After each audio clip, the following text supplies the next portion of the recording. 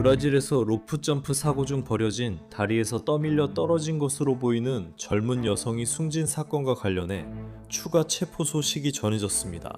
이제 증거를 삭제하고 숨겼다는 의혹도 제기되고 있습니다. 로앤드크라임에서 제공하는 사이드바에 오신 것을 환영합니다. 저는 제시 웨버입니다.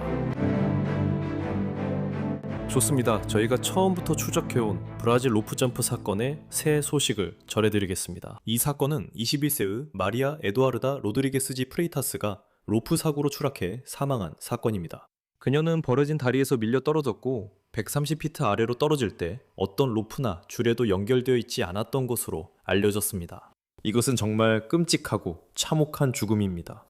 그리고 이 모든 것이 소셜미디어에 퍼진 영상에 담긴 것으로 보입니다. 3명의 강사가 있습니다. 루이스 펠리페 펠리시아노 에고로프 32세, 비토르드 프레이타스 곤살베스 27세, 그리고 마이콘 페르난데스 신트라 42세입니다. 이들은 체포되었습니다. 이들은 미필적 고의에 의한 살인 혐의로 기소되었습니다. 이들 중 2명은 체포되기 전에 현장에서 도주한 것으로 알려졌습니다. MBC 뉴스에 따르면 브라질 법은 이러한 혐의를 반드시 살해 의도가 아니라 사망 위험이 있는 위험한 행위를 하면서 그 위험을 감수한 것으로 간주해 살인으로 규정하고 있습니다. 이들은 충격으로 정신을 잃었고 마리아 에두아르다의 안전 책임이 누구였는지 기억하지 못한다고 주장했습니다. 이는 보도에 근거한 내용입니다. 실제로 이 사건에 연루된 변호인도 지원 매체에 이 사람들이 매우 경험이 많은 사람들이었다고 전한 것으로 알려졌습니다. 안드레아 단테스 레비 수사 책임자는 글로보 매체에 이 로프 점프를 운영한 회사가 현장에 있을 허가조차 받지 못했다고 밝혔습니다. 그래서 이미 논의해야 할 점이 많고 생각해 봐야 할 점도 많습니다. 하지만 말씀드린 대로 우리가 이야기해야 할 새로운 전개가 있습니다. 방금 새로운 소식이 나왔습니다. 먼저 이 사건과 관련된 새로운 이미지들이 공개됐습니다. 유튜브 채널 EPTV에 올라온 영상이 있는데 사건의 다른 각도에서 촬영된 영상입니다. 영상에서는 다시 한번 간사들이 마리아 에두아르다를 슈퍼맨 자세, 비행기 자세로 플랫폼 위에서 들고 있는 모습이 보입니다. 그리고 그때 그녀를 플랫폼 밖으로 던진 것으로 보입니다. 하지만 영상에서는 촬영자가 이거 봐 라고 말하는 소리가 들리는 것 같습니다. 또 다른 사람이 세상에 라고 말합니다. 그리고 마리아 에두아르다가 플랫폼 밖으로 던져진 것으로 보인 뒤 촬영자가 안 돼, 멈춰요 여러분, 줄이 끊어졌어요 라고 말하는 소리가 들립니다. 강사들이 어떻게 반응하는지 볼 수 있는데 그들은 충격을 받은 듯 거의 얼어붙은 채로 보입니다. 그리고 이제 큰 소식입니다. 이 팀의 3명의 추가 구성원이 체포된 것으로 전해졌습니다. 리오포스트에 따르면 이들은 이 활동을 계획하고 실행하는 데 역할을 했거나 역할을 한 것으로 추정됩니다. 체포는 6월 20일 토요일 주말에 이루어진 것으로 보입니다. 글로거에 따르면 이블린 도스 산토스 곤살베스는 점프를 수행한 비공식 회사를 담당한 것으로 추정됩니다. 조앙 안토니오 피베타 히베이루 다 시우바는 다리 아래 땅에 위치해 있었던 것으로 전해지며 가브리엘 바로스도 포함되어 있습니다. 마르틴스는 추락 후 현장을 떠난 것으로 알려졌으며 경찰에 협조적이지 않았다고 합니다. 이는 바치바칭고 티시아스에 따른 것입니다. 그리고 이제 이런 상황이 벌어졌습니다. 이들 모두 또는 일부가 디지털 자료, 예를 들어 엔트레코르다스 회사의 소셜미디어 페이지를 삭제했다는 혐의가 제기되고 있습니다. 또한 그들이 마리아 두아르타가 로프 점프 중에 들고 있었던 것으로 알려진 고프로로 추정되는 카메라를 가져간 데 관여했을 수도 있다는 의혹도 있습니다. 실제로 MSN은 이 사건의 목격자인 하팔 굴라르트가 마리아 두아르타 다음 순서로 점프할 예정이었던 것으로 보이는 그가 언론에 말했다고 보도했습니다. 그는 한 직원이 있는 것을 봤다고 했습니다. 그는 직원이 마리아 두아르타가 땅에 누워있을 때 그녀의 목에 건 스트랩에서 고프로 카메라를 떼는 것을 봤다고 했습니다. 그는 이것이 장비를 걱정하거나 증거를 숨기려는 것이라고 봤다고 말했습니다. 9.com.au에 따르면 휴대폰과 전자기기 및 기타 증거물의 수색 및 압수를 위한 법원 명령이 발부됐습니다. 뉴데일리에 따르면 임시 체포영장이 5일간 발부됐습니다. 마리아 두아르테의 사망 위험을 알고도 이를 감수했다는 의혹과 사법방해 혐의가 제기된 것으로 전해졌습니다. 지금 이들이 임시로 체포된 것인지 공식적으로 기소된 것인지는 완전히 명확하지 않습니다. 하지만 이 문제에 대해 이야기해줄 브라질 형사 변호사를 모셔서 여기서 무슨 일이 일어나고 있는지 설명해드리겠습니다. 저도 이게 헷갈릴 수 있다는 걸 알기 때문에요. 저 역시 혼란스럽습니다. 상파울루 공공안전부 장관실은 성명을 통해 나는 많은 사망, 범죄, 범죄자들을 봐왔습니다. 나는 익스트림 스포츠를 즐깁니다. 라고 밝혔습니다. 저는 이번 사건처럼 안전과 타인의 생명을 이렇게까지 무시하는 역겹고 상징적인 사례는 본 적이 없습니다. 정말 강한 발언이네요. 또 다른 성명도 있습니다. 인용하자면 수사 경찰은 사건의 전개 과정을 완전히 밝히고 모든 범죄 책임을 규명하며 피해자가 사용한 카메라를 찾기 위해 계속 수사 중입니다. 점프 당시 사건 재구성에 이 카메라가 중요하다고 여겨집니다. 관련 이야기가 많아 저도 다루고 싶습니다. 잠시만요. 고양이 키우는 분 계신가요? 중요한 점이 있습니다. 누구나 자신의 고양이가 건강하고 행복하길 바라지 않겠습니까? 고양이에게 스몰스를 먹이는 게 정말 좋은 선택이죠. 시중 고양이 사료는 값싼 첨가물과 육류 부산물, 인공 성분으로 만들어져 고양이 건강에 해롭습니다. 하지만 스몰스는 다릅니다. 스몰스의 레시피는 방부제가 없고 100% 사람이 먹을 수 있는 신선한 재료로 만들어집니다. 여러분의 냉장고에서 볼 수 있는 그런 재료들이죠. 고양이들은 에너지를 얻기 위해 단백질에 의존합니다. 고양이 건강과 몸매 유지를 위해 수분이 필요합니다. 스몰스는 80% 이상 동물성 단백질을 함유합니다. 신선한 재료들은 영양소, 수분, 풍미를 유지하도록 부드럽게 조리됩니다. 88%의 집사들, 이 스몰스, 급여 후 고양이 소화, 털 윤기, 에너지가 좋아졌다고 보고했습니다. 전문가들도 극찬합니다. 포브스는 스몰스를 최고의 고양이 사료로 선정했고 버즈피드는 고양이들이 이 사료에 열광했다고 했습니다. 고양이 건강은 먹는 것에서 시작됩니다. 스몰스 첫 주문 시 60% 할인과 무료 배송, 평생 간식 혜택을 드립니다. smolls.com/ 또는 smolls.com/LIG를 방문하세요. 이 부분도 흥미롭다고 합니다. 그날 현장에는 소셜미디어 인플루언서가 있었고 보도에 따르면 기술 지원 역할을 했다고 합니다. 마치 노티시아스에 따르면 이 사람의 이름은 루이스 구스타보 데 올리베이라입니다. 보도에 따르면 그는 약 1년 동안 이 팀과 함께 일해왔다고 합니다. 그리고 그날 그는 플랫폼에서 약 4m 떨어진 곳에 있었지만 다음 참가자의 점프를 준비하고 있었기 때문에 사건이 일어난 쪽을 등지고 있었습니다. 그가 영어로 번역된 진술서에서 당국에 말했다고 전해진 내용입니다. 그녀는 최근 루메이라 비극 관련 사건에 많은 메시지를 받았다고 했습니다. 현재로서는 사건에 대한 절차와 조사가 아직 진행 중이기 때문에 공개적으로 제 입장을 밝히지 않기로 했습니다. 저는 이 일을 외면하거나 일어난 일에 무관심한 것이 아닙니다. 적절한 시기가 오면 분명하게 말씀드리겠습니다. 모두의 이해에 감사드립니다. 한편 마리아 에두아르다의 가족은 성명을 통해 모든 책임이 철저히 규명되고 관련된 모든 사람들이 자신의 행동과 부작위에 대해 반드시 책임을 져야 한다고 밝혔습니다. 좋습니다. 사이드바에 다시 모시겠습니다. 오드리 리바르카, 브라질 형사 변호사님. 지난번 사건 때도 함께 하셨죠? 다시 나와주셔서 감사합니다. 그럼 최근 보도에서 3명이 추가로 체포됐다는 것이 맞는 건가요? 네, 맞아요. 하지만 그들이 기소됐나요? 공식적으로는 아니지만, 네. 그들은 지금 임시 구금 상태에 있어요. 임시 구금은 수사가 원활하게 진행될 수 있도록 일정 기간 동안 구치소에 머무는 형태의 구금이에요. 그럼 혹시 어떤 혐의나 의심으로 그들이 체포되고 구금되었는지 아시나요? 제 생각엔 그게 강사들과 같은 혐의일 수도 있어요. 방해 혐의인지는 모르겠는데 그들이 무슨 혐의로 구금된 건가요? 어떤 혐의로 혹은 어떤 혐의가 의심돼서인가요? 그 혐의는 현행범으로 체포된 사람들과 동일하며 고의적 살인입니다. 참고로 아직도 고의적 살인인지 미필적 고의에 의한 살인인지 확인하고 싶어요. 맞나요? 네, 미필적 부분은 이것을 고의로 분류할 수 있도록 하기 위해 중요한 것이고, 공식적으로는 고의적 살인입니다. 방금 체포된 사람들에 대해 여쭤볼게요. 왜 그들이 체포됐다고 생각하시고, 왜 지금 체포됐다고 생각하시나요? 분명히 그들은 각자 다른 역할을 한 것으로 의심되기 때문이죠. 그렇죠? 그들은 영상 속에 나온 사람들이 아니었지만 제 생각에는 이 로프 점프 활동 전체에서 역할이 있었던 것 같습니다.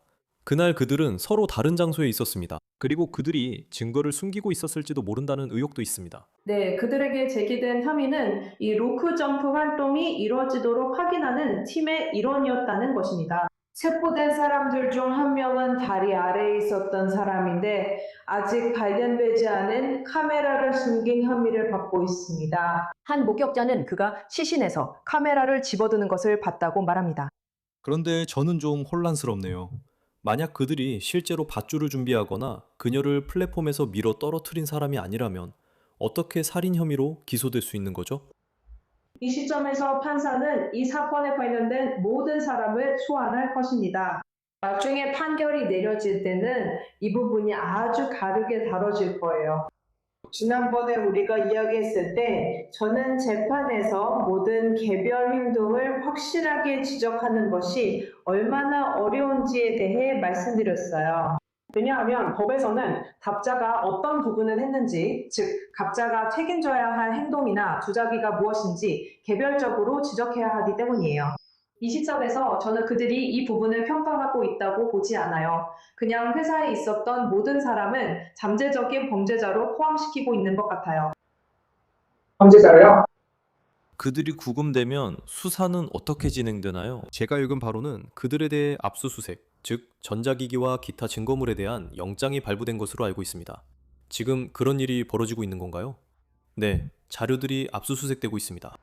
네. 그리고 제가 말씀드리고 싶은 것은 그것은 그렇게 할 수 있었어요. 그들이 체포되지 않고도 그렇게 할 수 있었어요. 이 시점에서 그들을 체포할 필요는 없었어요. 그러면 잠깐 돌아가 보죠. 왜 이 시점에서 그들이 체포됐다고 생각하십니까? 법원의 정당화는 그 체포가 수사에 방해가 되지 않도록 하기 위해 이루어졌다는 것이지만 지금까지 그들은 수사에 방해한 적이 없었어요. 그들은 증거를 숨기고 영상을 파기했으며 고프로 카메라를 가져갔다는 혐의를 받고 있습니다. 그래서 저는 그 점은 이해할 수 있을 것 같아요.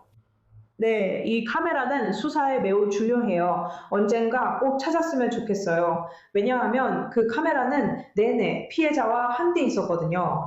그리고 그 카메라를 보면 그녀가 밧줄이 없다는 걸 알아챘는지, 멈춰달라고 요청했는지, 그녀가 알고 있었는지, 그들이 그녀에게 밧줄이 없다는 걸 알고 있었는지 알 수 있을 거예요. 그녀가 차에 태우기 전에 카메라를 가지고 있었던 거겠죠. 그렇죠? 그 카메라가 밧줄에 대한 대화나 그녀가 주위를 살피는지, 밧줄을 제대로 고정했는지까지 모두 담았을 거예요. 왜 이런 일이 일어났는지 여전히 혼란스러운 부분이 있으니까요. 그리고 그녀를 안전하게 고정할 책임이 누구였는지도 여전히 혼란스러운 것 같아요. 그렇죠? 맞아요. 회사에 관한 소셜미디어 페이지가 삭제됐다는 의혹도 있었어요. 제가 본 보도에 따르면 삭제됐을 수도 있는 디지털 콘텐츠가 있었다고 하던데 그게 브라질 법상으로는 사법 방해에 해당하나요? 마리아 에두아르다의 실제 점프 장면에서 무언가를 삭제했다면 그건 사법방해에 해당해요. 이 사람들을 체포하고 기소해서 나머지 3명의 강사들에 대해 증언하게 하려는 의도도 있을 수 있나요? 아마도 네. 브라질 법에는 증언을 하면 면책을 받을 수 있는 조항이 있나요? 일부 범죄에 대해 증언을 하면 면책을 받을 수 있는 제도가 있긴 하지만 이 경우에는 적용되지 않아요. 조금 혼란스러워서 다시 짚고 넘어가고 싶어요. 관련 보도를 읽었을 때 세 사람이 직면한 혐의로 다시 돌아가 보죠. 그들은 여전히 미필적 고의에 의한 살인, 즉 결과를 감수한 살인이라고 말해요. 하지만 당신이 말하는 검찰 측의 주장은 그들이 고의적으로, 의도적으로 그녀를 살해했거나 아니면 너무 무모해서 위험을 무시한 것이 곧 고의라는 겁니다. 기소된 세 사람에 대해 더 명확히 하고 싶습니다. 검찰이 이 사건에서 주장하는 이론이 무엇이라고 보십니까? 그들이 너무 무모했다는 것이 이론이 아닙니다. 그들이 신경 안 쓴 게 아니라 그녀의 생사에 관심이 없었다는 겁니다. 그것을 증명하는 것은 어려울 거예요. 왜냐하면 지금까지의 진술에 따르면 그들은 정말로 그녀가 밧줄이 없었다는 것을 몰랐다고 말하고 있기 때문이에요. 지금까지 변호인 측이 적어도 언론에서 말한 것에 대해 어떻게 생각하세요? 그들은 경험이 많고 정신을 잃었고 무슨 일이 일어나는지 몰랐고 충격 상태였고 이런 점프를 전에 해봤고 누가 그녀를 안전장비에 고정할 책임이 있었는지 모른다고 말하고 있습니다. 이것들은 초기 진술들 중 일부로 사건 관련 변호사들이 한 말인 것 같습니다. 제 생각은 이렇습니다. 지난번에 이 활동의 주제에 대해 저에게 물으셨고 제가 실수로 로프 점프와 문키 점프가 규제되지 않는다고 말씀드렸어요. 그건 잘못된 정보였습니다. 번지 점프는 브라질에서 공식적으로 규제되고 있지만 로프 점프는 그렇지 않습니다. 하지만 까다로운 점은 규제가 없다고 해서 금지된다는 뜻은 아니라는 거예요. 그래서 실제로 누가 무엇에 책임이 있는지, 어떻게 해야 하는지, 어떤 장비가 필요한지, 누가 책임이 있고 없는지에 대한 규정이 전혀 없습니다. 그리고 형사사건이 될 경우에는 제가 말씀드렸듯이 누가 무엇을 했는지 정확하게 지적할 수 있어야 합니다. 그리고 이 활동이 너무 규제가 없다 보니 진술이 없더라도 누가 무엇에 책임이 있었는지 지적할 수가 없습니다. 그들의 진술에서는 찾을 수 없을 거예요. 왜냐하면 그들 자신도 모르기 때문이죠. 그들은 알 수 없어요. 규제가 없으니까요. 그 점에 대해 여쭤보고 싶습니다. 제가 읽은 바로는 바치노드 시아스에 따르면요. 에반드루 슈츠, 브라질 생태 관광 및 어드벤처 관광기업 협회의 기술 관리자라는 분이 있는데요. 이분이 기본적으로 브라질에는 우리가 이야기하고 있는 이런 모험적인 활동들에 대한 요건이 있다고 말했습니다. 그는 SBT 뉴스와의 인터뷰에서 이렇게 말했습니다. 인용하자면 브라질은 어드벤처 관광 활동에 대한 기술 표준화에서 세계적인 기준이 되는 나라입니다. 우리는 상업적 레저 및 어드벤처 활동 운영에 적용되는 기술 표준 51개와 관련 법규를 가지고 있습니다. 하지만 그는 소통, 안전장비, 전문가의 역량에 관한 구체적인 규정들이 있다는 점을 강조했습니다. 그리고 그는 이 스켈레톤 다리에서 우리가 보고 있는 것과 같은 사건들이 여전히 계속되고 있다며 이것이 특별한 사례가 아니다 라고 경고했습니다. 브라질에서는 매주 주말마다 불법적이고 규정에 어긋나게 이런 일이 발생합니다. 그래서 결국 누가 책임이 있는지 의문이 듭니다. 만약 그들이 정말로 이런 점프를 할 허가를 받지 않았다면 이게 정부의 잘못일까요? 경찰이 이번 사건 이후에 다른 단체들에 대해서도 단속을 강화하고 있나요? 제 개인적인 관점에서는 여기에 관련된 모든 사람들이 이 일에 책임이 있다고 생각해요. 그 다리 자체에 대해 말하자면 그 다리는 원래 국가철도 노선의 기찻길로 지어졌지만 실제로는 그 다리를 기차가 한 번도 지나간 적이 없었어요. 기차는 오지 않았죠. 그래서 그 다리는 오랫동안 쓸모가 없었어요. 그리고 이런 일들이 여기서 수년 동안 계속 일어났죠. 그런데도 아무도 이걸 막으려고 하지 않았어요. 한쪽에는 표지판을 세웠지만 사람들은 다리 근처에 사유지를 통해 들어오고 있었어요.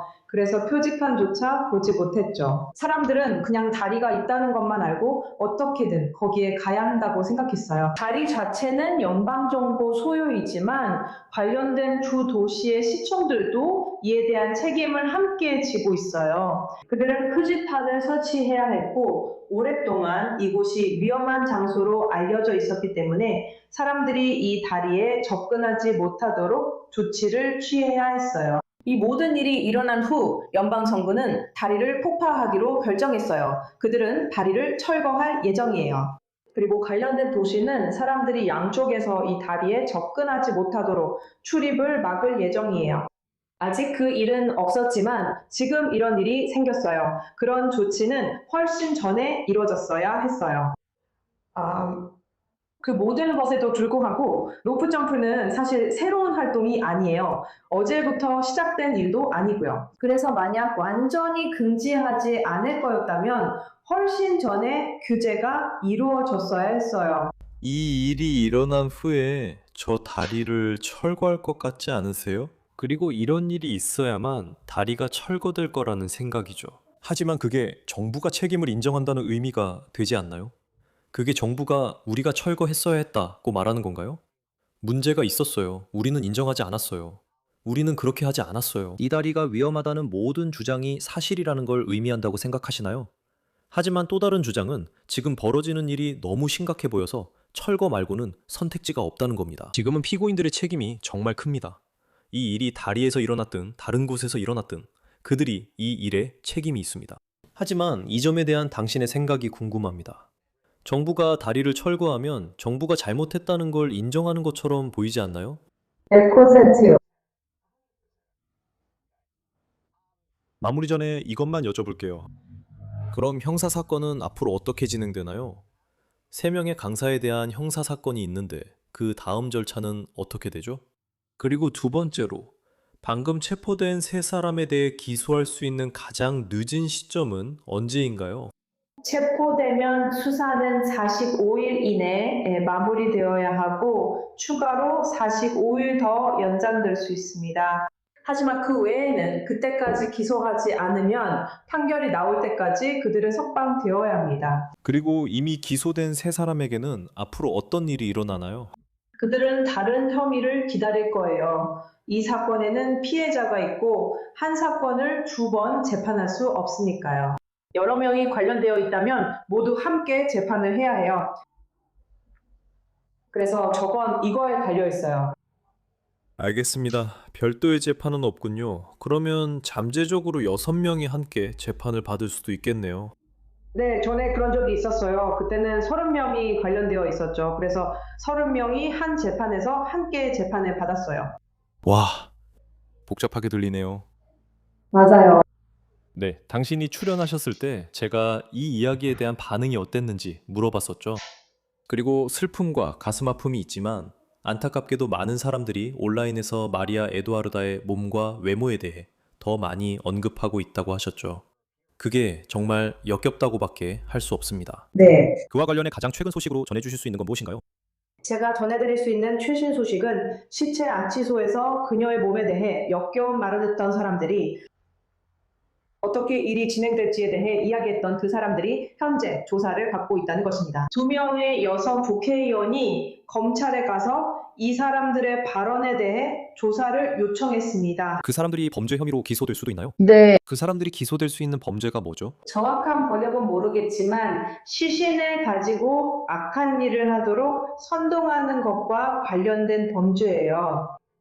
알겠습니다. 그리고 죄송합니다. 여기 미국에서는 수정헌법 제1조의 보호를 받거든요. 사람들은 항상 역겨운 말을 하기도 해요.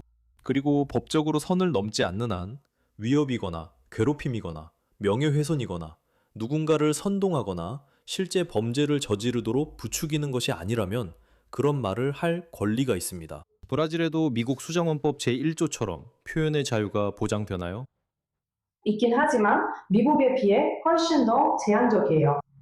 훨씬 더 제한적이에요. 범죄로 쉽게 책임을 질 수 있고 아주 쉽게 범죄로 기소될 수 있어요. 와, 알겠어요. 그 부분도 따로 다룰 예정이에요. 좋아요. 알려주셔서 감사합니다. 정말 반가웠고 그곳에서 무슨 일이 일어나고 있는지 말씀해주셔서 감사합니다. 고마워요, 제시. 여러분, 지금까지 사이드바에서 전해드릴 소식은 여기까지입니다. 함께 해주셔서 정말 감사합니다. 그리고 항상 말씀드리듯이 유튜브, 애플 팟캐스트, 스포티파이 등 팟캐스트를 들으실 수 있는 곳 어디에서든 구독해주세요. MBC의 피콕에서도 저희를 시청할 수 있습니다. 저를 팔로우하려면 X, 인스타그램, 그리고 뉴스네이션 프로그램 제시 웨버 라이브를 월요일부터 금요일까지 동부 시간 밤 11시에 시청하세요. 다음에 또 만나요.